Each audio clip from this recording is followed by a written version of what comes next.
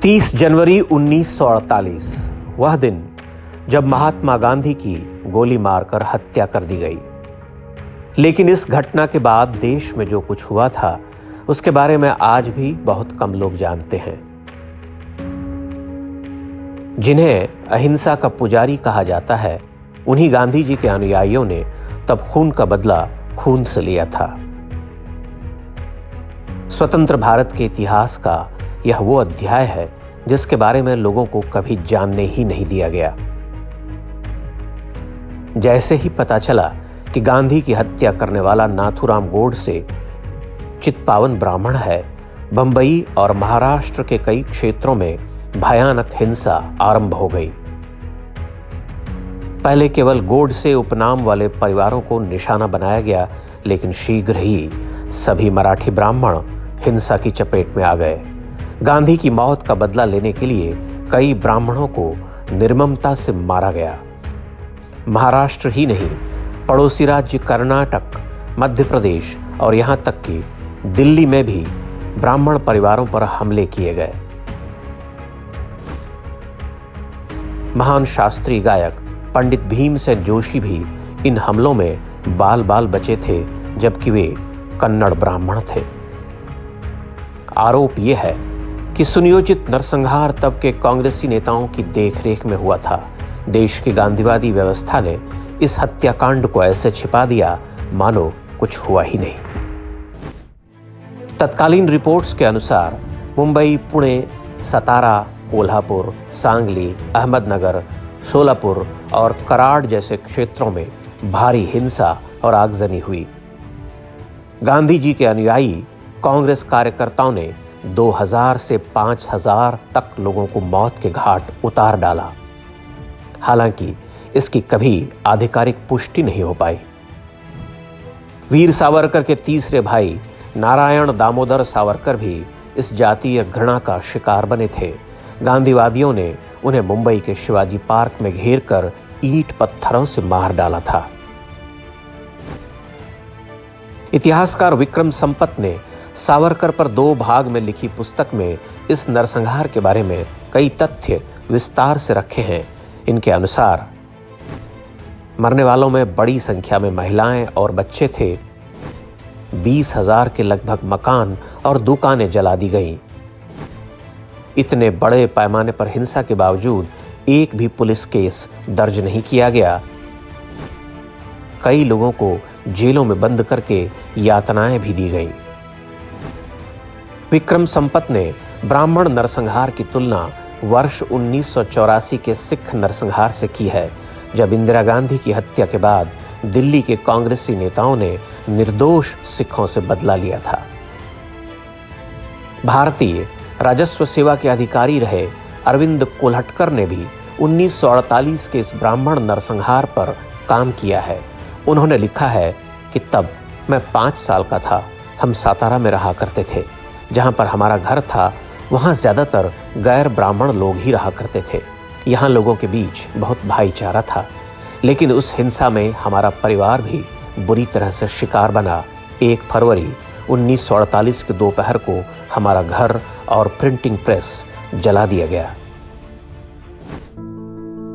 जबलपुर से छपने वाले हिंदी दैनिक उषा काल ने अपने 5 फरवरी 1948 के अंक में छापा कि महाराष्ट्र के सतारा जिले के 400 गांवों में हजारों ब्राह्मण परिवारों पर हमले हुए हैं। लगभग 1500 घर जलाने के समाचार हैं। सतारा के ही उड़तरे में एक कुलकर्णी ब्राह्मण परिवार की महिला और उनके पोते को घर में जीवित जला दिया गया। सातारा के ही पचगनी में एक स्कूल को आग लगा दी गई क्योंकि उसे चलाने वाला एक ब्राह्मण था।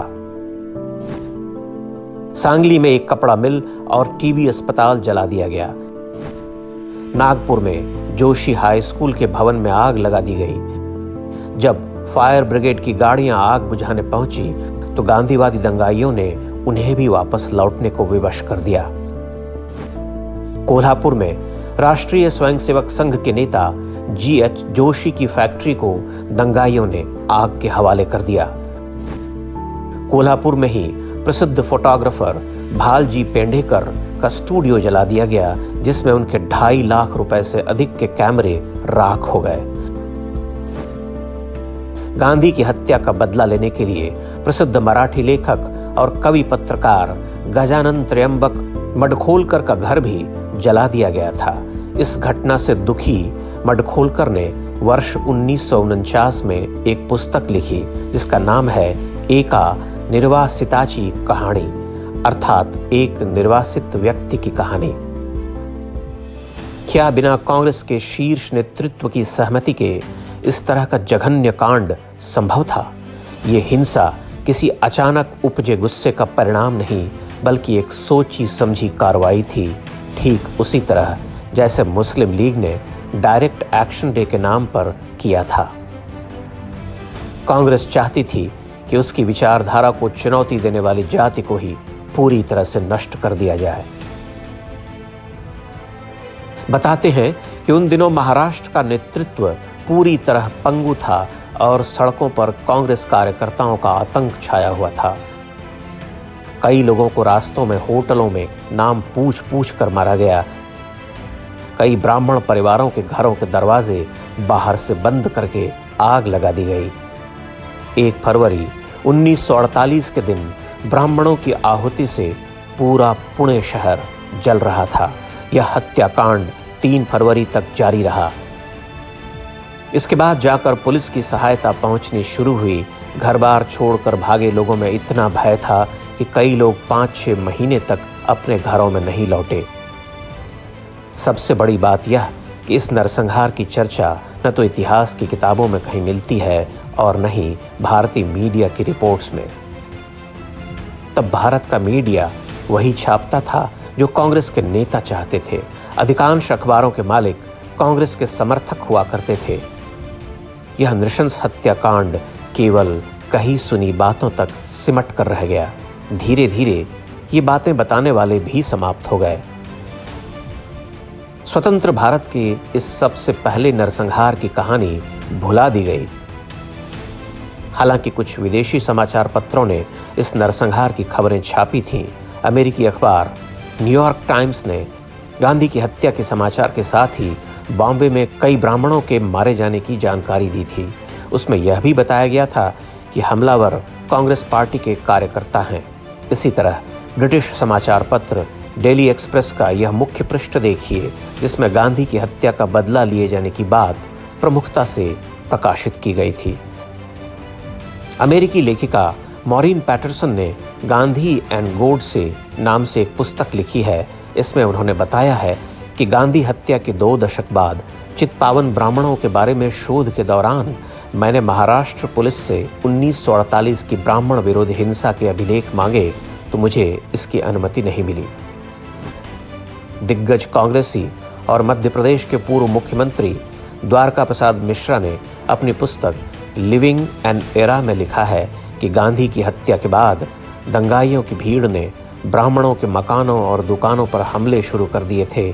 ढेरों घर जला दिए गए। यहाँ तक कि ब्राह्मणों द्वारा चलाए जा रहे शिक्षण संस्थानों को भी नहीं छोड़ा गया।